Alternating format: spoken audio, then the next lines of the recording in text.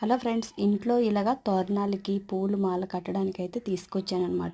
ఇప్పుడు ఈ పువ్వులన్నీ కూడా చాలా ఫ్రెష్గా ఉన్నాయి కదా. ఎర్లీ మార్నింగ్ వెళ్ళామంటే మనకి ఇలాగ ఫ్రెష్గా మంచిగా పువ్వులు దొరుకుతాయి. కాకపోతే రేపే వరలక్ష్మి వ్రతం. ఎప్పుడు కూడా ముందు రోజే నేను ఎప్పుడు చేయలేదు, ఎందుకంటే ఆ నైట్ కానీ లేదా ఎర్లీ మార్నింగ్ లేసి చేసేదాన్ని. దానివల్ల ఏమయ్యేదంటే కొంచెం లేట్ అయిపోయేది అనమాట, పూజ అది అన్నీ కూడా చేసుకునేసరికి. సో ఈసారి అలా చేయకూడదు, ముందుగానే ప్రిపేర్ అవ్వాలి అని చెప్పేసి అనుకున్నాను. అందుకే ఈరోజు ఎర్లీ మార్నింగే పూలైతే తీసుకొని వచ్చేసామన్నమాట. ఇవన్నీ కూడా ఇప్పుడు మాల కడతాము తోరణాలకి, నెక్స్ట్ దేవుళ్ళకి, అవన్నీ కూడా. సో ఫైనల్గా అయితే ఈరోజు ఎలా ఉంటుంది ఏంటనేది మీకు నెక్స్ట్ వీడియోలో అప్లోడ్ చేస్తాను.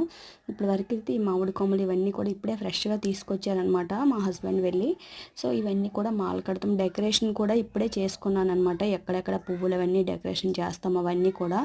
ఎందుకంటే దానివల్ల మనకి కొంచెం రేపంతా హరీబరీగా ఉండదు, ఓన్లీ కాన్సన్ట్రేషన్ అంతా పూజ మీద, ప్రసాదాల మీద ఉంటుందన్నమాట. అవన్నీ రెడీ చేసి పూజ చేసుకోవడానికి. సో అందుకని ఇలా తోరణాలు అవన్నీ కూడా ప్లాన్ చేసాము. అలాగే నేను ఎప్పుడు ఏ ఫెస్టివల్ వచ్చినా మీకు చాలా వీడియోస్లో అప్లోడ్ చేశాను.